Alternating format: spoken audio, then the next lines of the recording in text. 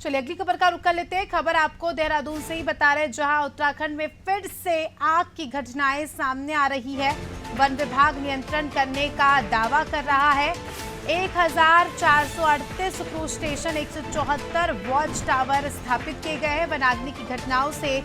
जैव विविधता प्रभावित हो रही है।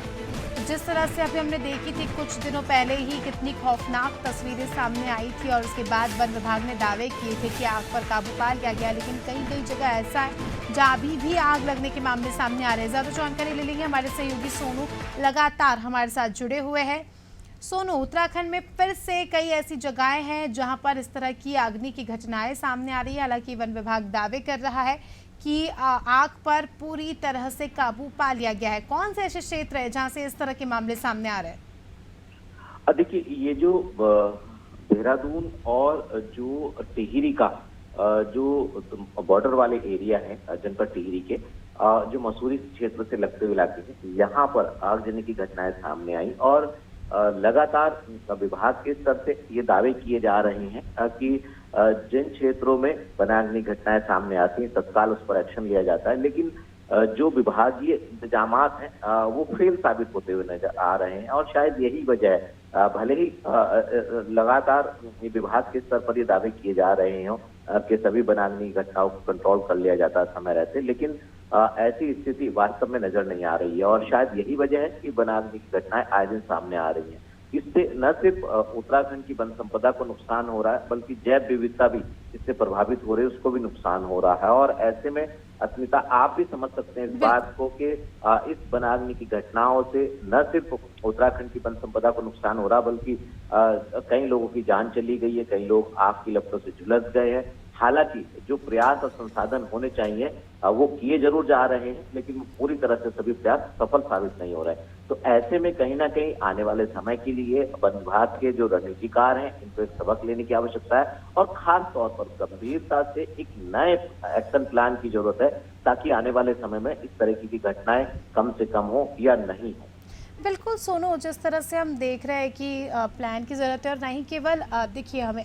इंसानों को, प्राणियों को इसका नुकसान तो हो ही रहा है, लेकिन कहीं ना कहीं वनाग्नि के चलते ग्लेशियर्स भी पिघल रहे कई सारे, जिसके चलते जो है नदियों का जलस्तर बढ़ रहा है और किसानों को काफ़ी ज़्यादा मुसीबतें आ रही है और ख़ासकर उन लोगों को जो नदियों के आसपास रहते हैं उन लोगों को भी काफ़ी ज़्यादा समस्या आ रही है। अब ये जो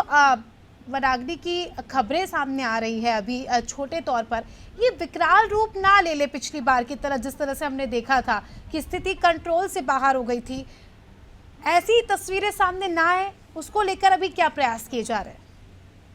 देखिए, जब अभी कुछ समय पहले मुख्यमंत्री ने वनाग्नि की घटनाओं की रोकथाम के लिए समीक्षा बैठक की थी, उस वक्त भी सख्त तौर पर ये दिशा निर्देश संबंधित विभाग के और शासन के अधिकारियों को दिए गए थे कि जिन क्षेत्रों में वनाग्नि की घटनाएं बढ़ रही हैं, इन क्षेत्रों में वन विभाग के अधिकारियों के साथ साथ जन सहभागिता पर भी फोकस किया जाए, क्योंकि जन सहभागिता से किसी भी आपदा से निपटने में कहीं ना कहीं